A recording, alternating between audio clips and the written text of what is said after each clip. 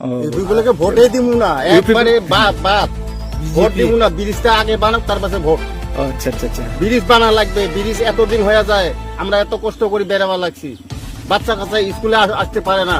खुलुमबाय प्रमद बर' बिथांनि सुइजारलेण्डआवबो जे बायला जिला दालां थायो बेखौ रायजोफ्रा आसरित मोनदों आरो जोंबो आसरित मोनदों आरो जाबादि बिथाङा खोथा होदोंमोन जेरावबो जौगानाय आरो गासैबो प्रब्लेमफोरखौ सल्भ खालामना होजोबगोन होननानै, नाथाय दिनै बिथांनि सुइजारलेण्डखौ लानानै रायजो खुंनाया फैयै फैयै 5 बोसोर जाफैबाय, नाथाय बिथाङा मोनसेबो रायजोफोरनि समस्याखौ समाधान खालामनानै होनो हायाखै। प्रमद बर' दाङरिया रायजोखौल' समस्या बेलाखौ समाधान কৰিব পৰা নাই, এইটো আজিৰ দিনত প্ৰমাণ হৈ গ'ল।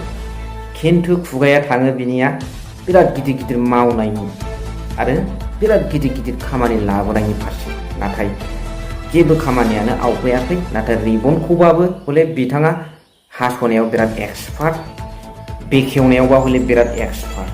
स' MLA जिरन बसुमतारी बिथां सारनि समस्थियावहाय ओरैबायदि मोनसे दालां नुजादों जेराव थांलाय फैलाय स्कुलाव थांनो गथ'साफ्रा मोनसे गामिनिफ्राय बै स्कुलसिम थांनो थाखाय गेजेराव दालां दं, बे दालाङा थाबायजाया, अबस्था गाज्रि, जायखौ नोंथांमोना इन्ट्र' भिडिअ'आव नुनो मोनदों।